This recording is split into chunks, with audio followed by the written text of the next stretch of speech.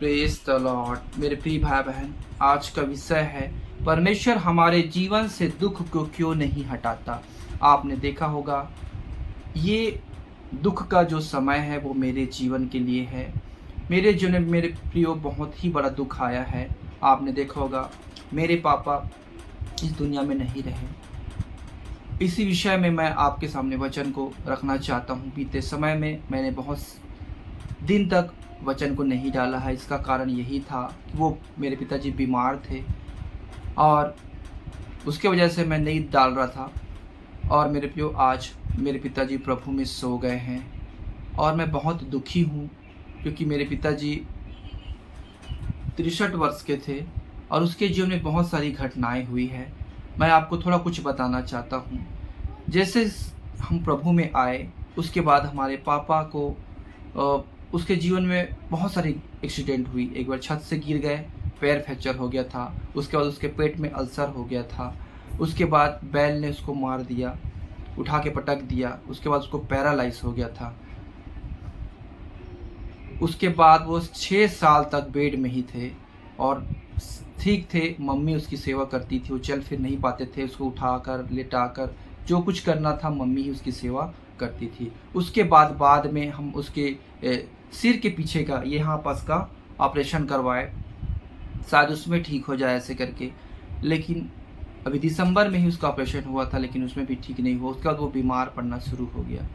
उसके बाद मेरे प्रियो, अभी रिसेंटली में 6 जून को उनका निधन हो गया। बहुत ही शोक समय है मेरे प्रियो हमारे जीवन में, कि प्रभु ने हमारे जीवन में इतनी दुख को दिया है। सोचने में बहुत दुख होता है, लेकिन ये हर एक के जीवन में ऐसा होना है, क्योंकि जितने आदम से हैं हर एक आदम से मृत्यु को पाएंगे, लेकिन जो मसीह में है वो मसीह में पुनरुत्थान को भी पाएंगे। हालेलुया। तो मेरे प्रियो, एक मनुष्य जो यीशु मसीह पर विश्वास करते हैं, परमेश्वर के ऊपर विश्वास करते हैं, उसके जीवन में दुख क्यों आता है? आइए हम उसको देखते हैं। आप मेरे साथ निकालिए प्रियो, अय्यूब की किताब 14 अध्याय उसके 1 और 2 वचन। यहाँ पे लिखा है, मनुष्य जो स्त्री से उत्पन्न होता है वह थोड़े दिनों का और दुख से भरा रहता है। वह फूल के समान खिलता है, फिर तोड़ा जाता है। वह छाया की रीति पर ढल जाता है और कहीं ठहरता नहीं। हालेलुया। मैं लोगों को तसल्ली देता हूँ, मैं लोगों को ढांढस देता हूँ वचन के द्वारा। मेरे प्रिय, लोगों को उत्साहित करता हूँ मसीह जीवन में बढ़ने के लिए। लेकिन ये घड़ी ऐसा आया है कि मैं खुद इतना निराश हूँ, इतना दुखी हूँ कि मैं आपको बता नहीं सकता। क्योंकि मेरे प्रियो, मेरा पिताजी इस संसार में नहीं रहे हैं। आप मेरे शोकित परिवार के लिए अपना प्रार्थना ज़रूर करें, ताकि मेरे मम्मी और मेरे परिवार सब प्रभु यीशु में शांति को ग्रहण करने पाए। हालेलुया। मेरे प्रियो, यहाँ पे लिखा है, मनुष्य जो स्त्री से उत्पन्न होता है वह थोड़े दिनों का और दुख से भरा रहता है। सही बात है। आप कितना भी अच्छा जीवन जी ले, कितना भी प्रभु को प्रसन्न करने वाला जीवन जी ले, फिर भी दुख आपके जीवन में जरूर आएगा। आपके साथ तो नहीं होगा, लेकिन आपके परिवार के साथ जो भी घटना होगा उसके द्वारा आपको दुखी होना पड़ेगा। अय्यूब के जीवन में, हालेलुया, अय्यूब कितना ज़्यादा दुखी हुआ, उसके परिवार उससे चले गए। वैसे मेरे प्रियो, ये आना जाना तो लगा रहेगा, लेकिन एक मनुष्य के लिए शरीर में कोई आशा नहीं रहता है। पेड़ के लिए तो आशा होती है, वो उसको पेड़ को काट दो और फिर आप देखना जैसे इस मौसम बदलेगा उसमें नया एक ठुंड उगाता है। लेकिन मनुष्य कभी भी वापस नहीं आ सकता। इसलिए मेरे प्रिय भाई बहन, परमेश्वर का वचन कहता, आइए हम देखते हैं अय्यूब की किताब 14 अध्याय उसके 5 से 6 में। यहाँ पे लिखा है, मनुष्य के दिन नियुक्त किए गए हैं और उसके महीनों की गिनती तेरे पास लिखी है, और तूने उसके लिए ऐसी सीमा बांधी है जिसे वह पार नहीं कर सकता। इस कारण उससे अपना मुंह फेर ले कि वह आराम करे, जब तक कि वह मजदूर के समान अपना दिन पूरा ना कर ले। यहाँ पे वचन कहता है, मनुष्य के दिन को परमेश्वर ने नियुक्त किया है। हालेलुया।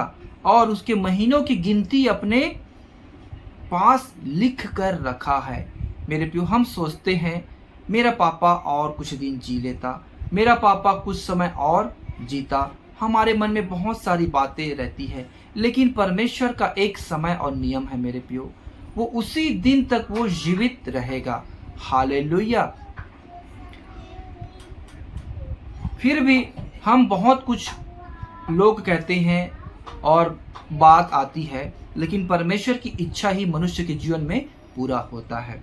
7 से 10। वृक्ष के लिए तो आशा रहती है कि चाहे वह काट डाला भी जाए तो भी फिर पनपेगा, और उससे नर्म नर्म डालियां निकलती ही रहेगी। चाहे उसकी जड़ भूमि में पुरानी भी हो जाए और उसका ठूंठ मिट्टी में सूख भी जाए, तो भी वर्षा की गंध पाकर वह फिर पनपेगा और पौधे के समान उससे शाखाएं फूटेगी। परंतु मनुष्य मर जाता और पड़ा रहता है, जब उसका प्राण छूट गया तब वह कहाँ रहा। हालेलुया। सच में मेरे प्रियो, मैंने आपसे कहा जैसे पेड़ कट जाता है तो उसमें एक ठुंड निकलती है, उसको एक आशा है क्योंकि उसका जड़ अभी भी है, वो पूरा नहीं काटा गया। लेकिन मनुष्य जब मर जाता है वो दोबारा लौट कर नहीं आता है। इसलिए मेरे प्रिय भाई बहन, आप अपने जीवन में जब तक जीवित हैं आप परमेश्वर को प्रसन्न करें, परमेश्वर के योग्य जीवन जिए, क्योंकि आपके जाने के बाद आपके जो व्यवहार हैं वो लोगों को याद रहेगा और आपके कार्य आपके साथ जाएंगे। हालेलुया। आइए एक वचन है मेरे प्रियो, प्रकाशित वाक्य उसके 14 अध्याय उसके 13 वचन। यहाँ पे इस प्रकार लिखा है, फिर मैंने स्वर्ग में से यह शब्द सुना, लिख, जो मृतक प्रभु में मरते हैं वे अब से धन्य हैं। आत्मा कहता है हाँ, क्योंकि वे अपने सारे परिश्रम से विश्राम पाएंगे और उसके कार्य उसके साथ हो लेंगे। हालेलुया। मेरे प्रिय भाई बहन, यहाँ पे लिखा है जो मृतक प्रभु में मरते हैं वो अब से धन्य हैं, क्योंकि वे क्या है, विश्राम पाएंगे। हम जब तक शरीर में है मेरे प्रियो, हमें दुख का सामना करना पड़ेगा, क्योंकि वचन पे लिखा है जो स्त्री से जन्मा है उसका जीवन दुख से भरा रहता है। अय्यूब के पत्री 14 अध्याय उसके 1 वचन में हमने पढ़ा। यहाँ पे लिखा है परमेश्वर ने कि विश्राम पाएंगे, जो प्रभु में मरते हो विश्राम पाएंगे। हालेलुया। मेरे प्रिय भाई बहन, लेकिन इसमें एक बात है, उसके काम उसके साथ जाएंगे। मेरे पापा, मैं उसके विषय में थोड़ा कुछ आपको बताना चाहता हूँ। वो गांव में रहते थे और वहाँ 5-6 घर के क्रिश्चियन लोग हैं, और जब कभी भी प्रभु के दास लोग आते थे, प्रभु के लोग आते थे, तो सबसे पहले हमारे घर में एंट्री होता था, क्योंकि हमारा जो घर हमारे दादा से अंग्रेज के समय से हमारा जो घर था और वहाँ चर्च लगा करता था। हालेलुया। और वहाँ 2-3 जमीन भी है मिशनरियों का, लेकिन वहाँ आबादी ना होने के कारण उसको बनाया नहीं गया। लेकिन जो भी संस्थाएं आती थी और सुसमाचार लेकर आते थे और पूछते थे कहाँ हैं, कितने लोग हैं, ऐसे करके हमारे घर में प्रेस करते थे, और हमारा पिताजी उनको बड़े आदर के साथ उनको मान सम्मान और खाना पीना खिलाकर और उनको विजिट कराकर वापस भेजते थे। हालेलुया। प्रभु मेरी पापा की आत्मा को शांति दे, और उन्हें जब न्याय होगा तो उनकी हर एक गुनाहों को प्रभु क्षमा करे। मेरे प्रियो, उसने अपने जीवन से जो कुछ भी भलाइयाँ किया प्रभु उन्हें स्मरण करे। हालेलुया। हर एक के जीवन से भला और बुरा दोनों काम होते हैं, लेकिन प्रभु भलाइयों को स्मरण करे। हालेलुया। तो मेरे प्रियो, मैं बहुत ही शौकित हूँ और मैं क्या बोलूँ, बोलने के लिए ज़्यादा शब्द नहीं है, क्योंकि मैं खुद लोगों को तसल्ली देता हूँ, लेकिन मुझे तसल्ली कौन देगा। मेरे भाई बहन, अगर आप देख रहे होंगे, आप सुन रहे होंगे, तो आप मुझे ज़रूर तसल्ली दे और ज़रूर मेरे परिवार के लिए प्रार्थना करें। मेरे घर में मेरी मम्मी के लिए, वो अब अकेली हो गई है, वो बुज़ुर्ग नहीं है, लेकिन फिर भी हमारे पापा छोड़ के चले गए, प्रभु में सो गए। आइए एक वचन और पढ़ते हैं, फिर हम प्रार्थना में जाएंगे। याकूब की पत्री 5 अध्याय उसके 13 वचन। यदि तुम में कोई दुखी है तो वह प्रार्थना करे, यदि आनंदित है तो वह स्तुति के भजन गाए। यहाँ पे लिखा है मेरे प्रियो, यदि कोई दुखी है तो प्रार्थना करे। इस वक्त मेरे प्रियो हम दुखी हैं, आप लोगों से विनती है कि आप हमारे परिवार के लिए विशेष प्रार्थना करें। आइए हम प्रार्थना करते हैं। पवित्र सेनाओं के हो परमेश्वर पिता, तेरा धन्यवाद करते हैं बीते समयों में जो आपने हमारे जीवन में एक दुख की घड़ी को दिया प्रभु जी। आपने हमारे पापा को अपने पास बुला लिया पिता। तेरी मर्जी थी, तेरी इच्छा थी कि इतने समय तक वो पृथ्वी पे रहे और अपने जिम्मेवारी को पूरा करे, और जब उसका समय आया हे पिता आपने अपने पास उसे बुला लिया। हे प्रभु जी, वो उस प्रभु में सो गए हैं, वो मरे नहीं हैं, लेकिन एक दिन पिता परमेश्वर वो मृतकों में से जी उठेंगे, ये आपका वचन है।